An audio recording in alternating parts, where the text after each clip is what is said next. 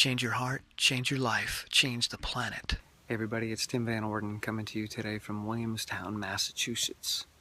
Doing a trail run at Hopkins Memorial Forest. And I'm having thoughts about the Woodstock Fruit Festival, post-fest. Awesome year this year. Totally different than any of the other festivals. Just changes in leadership, dynamics between presenters, formerly pioneers, and the inclusion of more social activities, trying to get people to bond socially and engage with each other to create more of a sense of community. Just different. Good, really good, but totally different. So I want to talk about what I am coming away from the festival with. Number one, people kept coming up to me throughout the festival and telling me that they really appreciate the videos that I make and that they value the vulnerability and transparency that I bring to the table. I talk about things that people are not comfortable talking about. I challenge belief systems that most people are scared to question or challenge, even when it comes to diet. I've been the black sheep at the festival since the very first festival in 2011, and I was a bit of a black sheep again this year. And if I'm invited back next year in 2016, yes, there will be a festival in 2016. And if I am invited back, I will probably be a black sheep again.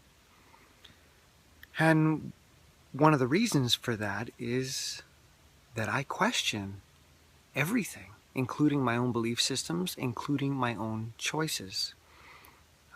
I don't take anything for granted, or at least I try really hard to take very, very, very little for granted. And I'm not always successful. It's so hard to catch yourself all the time. But I'm really big on questioning things. Not to be a jerk, not to be the devil's advocate, but just so that we know that what we're doing and what we're saying has actually been tested, has actually been deeply considered.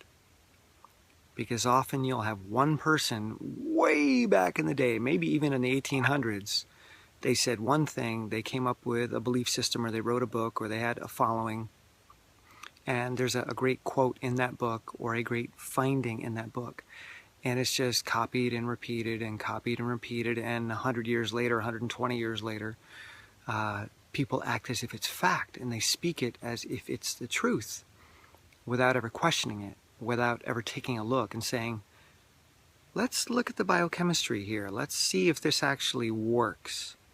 Or was this just a theory or a philosophical idea or an ideology to promote some cause at the time, but which has since been proven wrong or never proven accurate or correct?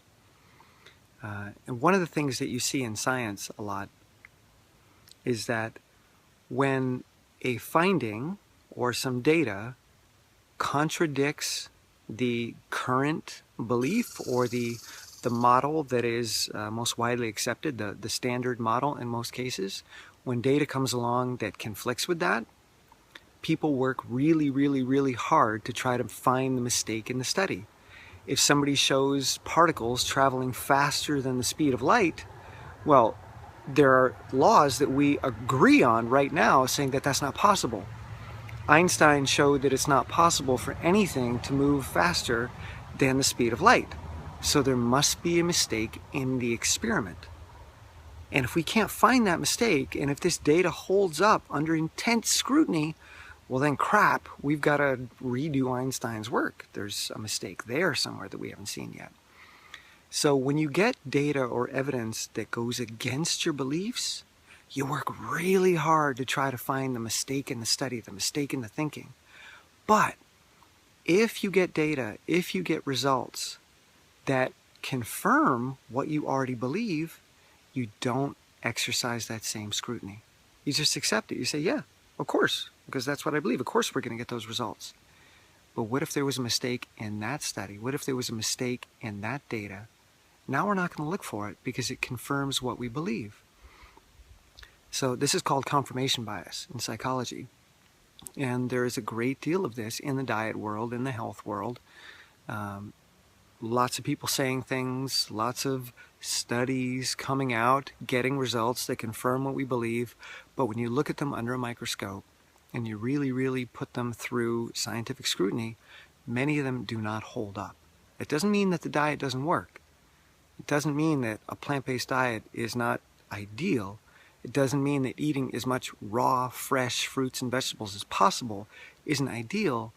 It simply means that we need to be more careful about the data and the evidence that we're using to promote these lifestyles, and to make sure that we are not being elitist just to celebrate or promote a dogma or an ideology. For instance, one of the reasons that I'm the black sheep at the festival, all of my research has led me to believe that boiling and steaming, perfectly fine. You're not producing anything toxic. You might degrade some of the nutrients, but they're usually in the water that you're boiling, so drink the water. Or you might actually be enhancing some of the nutrients or actually making them more bioavailable. And for certain people who have digestive issues, boiling and steaming can actually make those foods easier to digest, allowing those people to get more nutrition than if they were to eat the raw product and possibly have some adverse reaction to it, like my grandmother, who died earlier this year. She couldn't eat raw vegetables. They were too harsh. They really bothered her and gave her all kinds of problems, so she would steam or boil them. I'm not going to tell her that that's unhealthy. So, boiling and steaming, all the data I've looked at, all the research tells me, go ahead, boil and steam. I don't see a problem with it. For people, though, that are promoting a 100% raw food diet all the time, that this is the ideal that you should all be aspiring to, I think it's really just an ideology. I think it's a belief system more than it is a journey towards health, which is what I'm interested in. Yeah, I am running raw, and I've got my logos on a lot of the stuff that I wear, and I promote that, and I still support that. But raw can mean vulnerable, and vulnerable can mean saying, you know what I believed might not be as accurate as I thought it was, and I'm going to be open to that possibility. I'm going to be vulnerable. I'm going to be raw in the face of this data that might go against my beliefs. And that's totally okay. I welcome it. I would rather have health than ideology. So that's what I come away from the festival. You have people that are cheerleaders for the 100% raw lifestyle, and that's great if that excites them. But as far as I'm concerned, I want health. I want to promote health to people. And I don't believe that one needs to be 100% raw to do that. And in some cases, being 100% raw means that you're going to consume things that actually might not be healthy, so that you can still call yourself 100% raw and avoid steaming and boiling. So if somebody wants to have steamed broccoli or even some boiled rice over a cashew cheesecake, do it. The cashew cheesecake, not that great for you. It might be raw, but it's not that great for you. Whereas the steamed or boiled vegetables, or the boiled rice or boiled potatoes, oats, things like this, I don't see a problem with them. And the data I've looked at, they're better than the raw desserts. A lot of these foods that people go to for comfort, just so they can say they're still 100% raw, but it's not a health promoting food. So that's my takeaway. And if I do come back to the festival, this is what I'll be talking about. I've been talking about this since 2011 at the first festival. I probably first started introducing steamed vegetables. It started with steamed vegetables like broccoli. I love broccoli, but raw broccoli doesn't do well for me until or if I put it in a smoothie, that's fine. But just eating straight up raw broccoli doesn't do me well. So I've been steaming broccoli maybe since 2012, maybe? I don't know, maybe 2011? I don't know. It's hard for me to say the exact date. But I've been talking about this stuff all along, and it always creates quite a ruckus at the festival. It is a fruit festival, and I do promote fruit. I promote eating lots of fruit. I always will. I think fruit is amazing. but it's not, in my opinion, the Woodstock Raw Food Festival. It's the Woodstock Fruit Festival. So let's celebrate fruit. Let's eat a crap load of fruit, all different shapes, sizes, colors, and flavors, and enjoy it and be healthful and move away from the dogma or the ideology that raw foodists often fall under.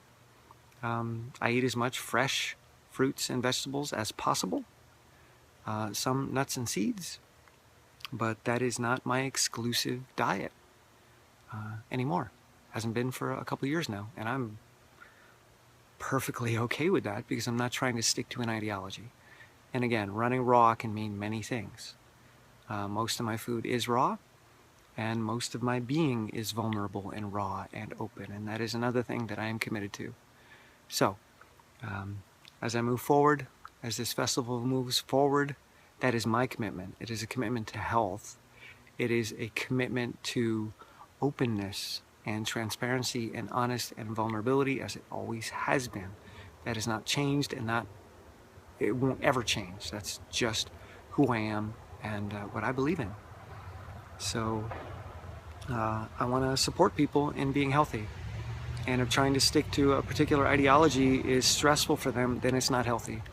And if it's unnecessary to begin with, then why are we talking about it? And I know I'm going to get a lot of flack for saying these things, but that's where I come from. I come from the position of I want to support people. I want people to be healthy, and I want them to reduce the level of stress in their life and the level of conflict in their life and the level of self-criticism in their life. And I don't want people to be holding themselves to incredibly high standards for no real reason.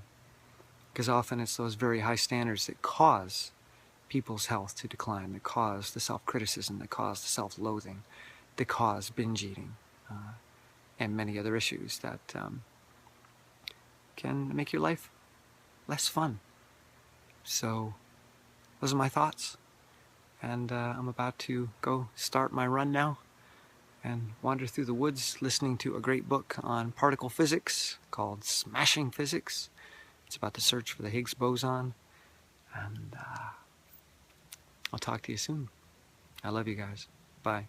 Last November I had my 4 front teeth extracted, pulled out, and I had a flipper, which is basically like a denture, that I wore for most of this past year.